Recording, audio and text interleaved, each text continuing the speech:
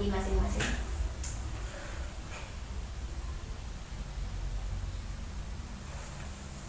Selesai. Oke, terima kasih saudari. Semoga dengan pembacaan doa tadi kegiatan kita bisa berjalan dengan lancar dari awal sampai akhir nanti. Amin. Oke. Sebelumnya adik-adik sudah pernah mengikuti kegiatan ini? Belum? Oke, ada yang sudah? Kalau yang sudah, apa nama kegiatan kita? Bimbingan kelompok. Ada yang tahu apa itu bimbingan kelompok? Boleh disebutkan?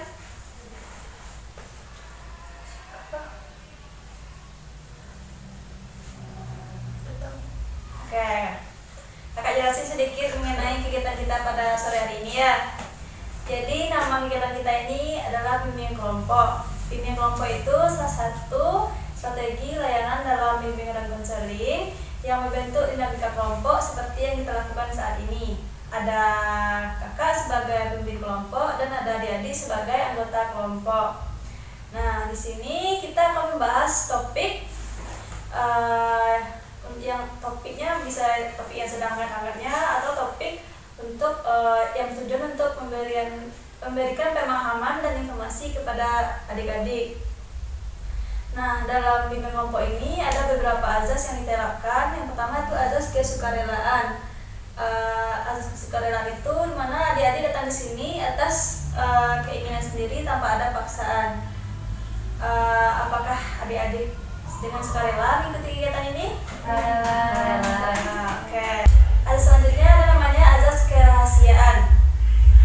Dimana topik yang kita bahas ini, jika ada hal-hal yang pribadi yang dibahas, cukup teman-teman di dalam kelompok ini aja yang tahu. Nah, kalau ada informasi yang bermanfaat yang umum boleh disebarkan kepada teman-teman lain di luar kelompok. Nah, selanjutnya nanti adik-adik diminta untuk terbuka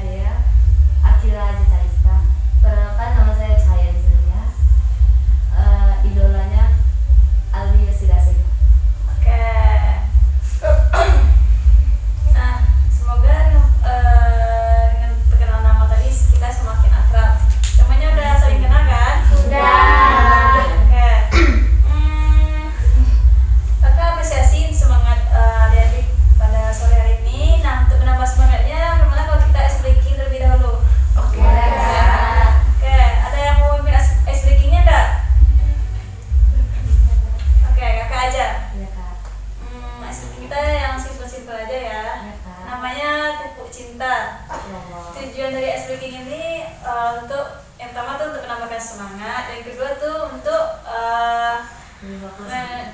memfokuskan kita dalam kegiatan ini. Terus yang ketiga untuk menambah rasa cinta kita terhadap sesama. Ya, kakak contohkan lebih dahulu ya. Ya Kak. Nah, semuanya perhatikan ke kakak. Tepuk cinta. Nanti fokusnya semuanya berdiri ya. Oke.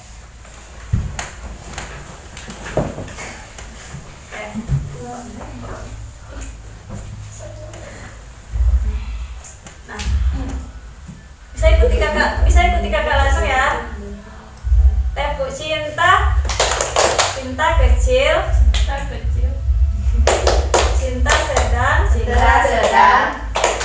cinta besar, cinta kamu. Semuanya. Nah, ulang lagi ya, sama-sama. Tepuk cinta, cinta kecil, cinta sedang, cinta besar, cinta kamu. Oke, bisa kita ulangi sekali lagi? Bisa. Ya, tepuk cinta, cinta kecil, cinta sedang, cinta besar, cinta kamu. Dah, silakan duduk kembali. Oke. Sebelum kita mulai, kakak ingin mengulas lagi. Tadi kakak sudah menjelaskan tentang bimbingan kelompok. Siapa yang masih ingat bimbingan kelompok itu apa? Ada yang masih ingat bimbingan kelompok? Ya, silakan Amel. Bimbingan kelompok itu merupakan salah satu strategi layanan dalam bimbingan dan konseling yang dimana anggotanya 8-15 orang dan memiliki azas kesukarelawan, keterbukaan dan kerahasiaan. Oke, bagus Amel. Ada lagi? Oke, Kak ulang lagi ya. Bimbingan kelompok itu salah satu strategi dalam layanan bimbingan konseling yang membentuk dinamika kelompok yang bertujuan untuk memberikan informasi dan pemahaman kepada adik-adik terhadap suatu topik yang akan kita bahas. Nah, topiknya ini ada dua. Yang pertama tuh topik tugas dan yang kedua topik bebas. Topik tugas itu berasal dari kakak dan topik bebas itu berasal dari adik-adik. Nah, dalam kegiatan kita hari ini kita memakai topik tugas, topik yang berasal dari kakak. Topik kita hari ini yaitu menjadi pribadi yang bertanggung jawab. Kenapa kakak mengambil topik ini? Karena untuk meningkatkan tanggung jawab kita baik pada diri sendiri maupun kepada orang lain. Nah, bisa kita mulai? Bisa Kak. Nah, sebelum dimulai coba posisi duduknya silakan pilih posisi yang nyaman. Nah, oke, dah. Langsung aja kita mulai. Yang pertama kakak tanya dulu, apa pengertian tanggung jawab menurut kamu? Boleh angkat tangannya? Ya, silakan. Ada. Tanggung jawab itu merupakan kewajiban yang harus dilakukan seseorang. Tanggung jawab adalah kewajiban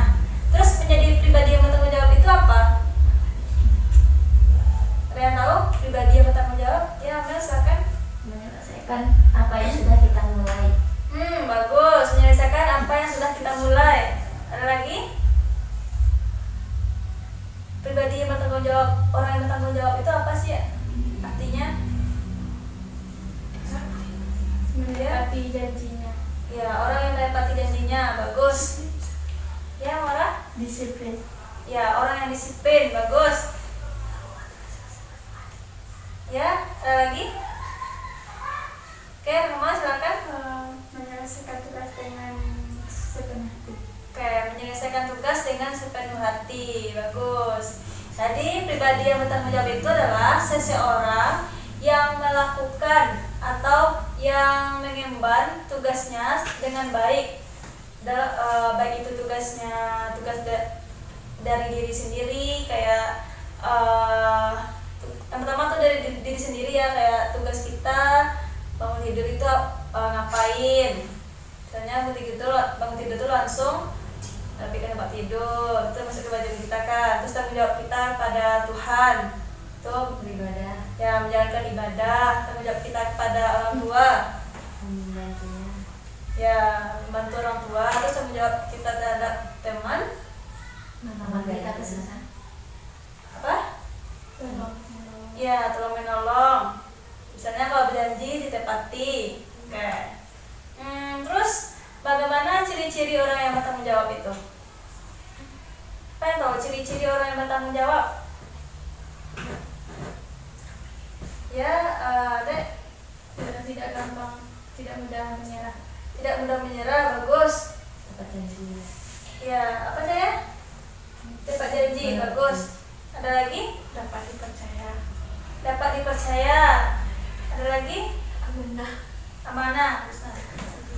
Orang? Ciri-ciri orang yang bertanggung jawab? Fatan. Pertama, boleh. Fauzia, ciri orang yang bertanggung jawab itu seperti apa? Percaya diri. Oke, percaya diri. Bagus. Sama? Ciri orang yang bertanggung jawab menurut kamu bagaimana? Disiplin. Oke. Nah, ciri-ciri yang adik-adik sebutkan tadi semuanya betul. Jadi ciri-ciri orang yang bertanggung jawab itu yang pertama bisa tekun mengerjakan tugasnya, disiplin, terus apa tadi? Ya, percaya diri, ya tidak munafik ya. Tidak korupsi. Boleh, tidak korupsi juga boleh. Tentu tanggung jawab kita, misalnya kita diamanahkan misalnya sebagai anggota DPR misalnya. Ya. Terus manfaat menjadi pribadi yang bertanggung jawab itu apa menurut kamu? Oke, sekarang Orang lebih percaya kepada kita. ya, orang lebih percaya kepada kita. Terus apa lagi? Disukai oleh banyak orang. Disukai oleh banyak orang. Terus Dihargai banyak orang. dihargai banyak orang. Ada lagi? Ya, Fauzia silakan. Mendapatkan teman. Mendapatkan teman. Bagus. Ada lagi? Fani, apa Fani? Manfaat menjadi orang yang bertanggung jawab baik dalam kehidupan sehari-hari, di rumah, di sekolah, ataupun di masyarakat. Boleh? Lebih mudah dipercaya orang lain. Lebih mudah dipercaya orang lain. Bagus. Ada lagi? Amel apa Amel? Ada? Sama ada? Oke, jadi manfaat kita menjadi pribadi yang bertanggung jawab itu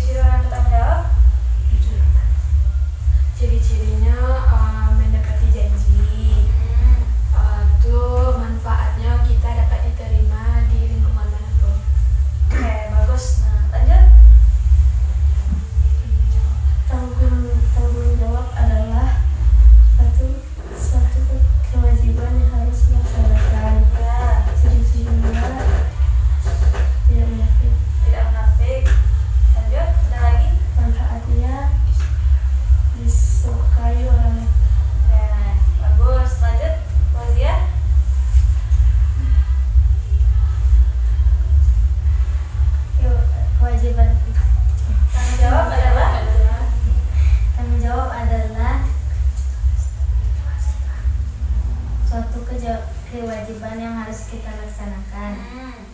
Ciri-ciri. Cirinya jujur. Terus manfaatnya. Manfaatnya dipercayai orang banyak. Oke. Dah. Oke, semuanya udah paham ya tentang tanggung jawab? Sudah? Sudah, Oke, Kak. jadi tanggung jawab itu adalah suatu kewajiban yang harus kita kerjakan. Itu simpelnya ya.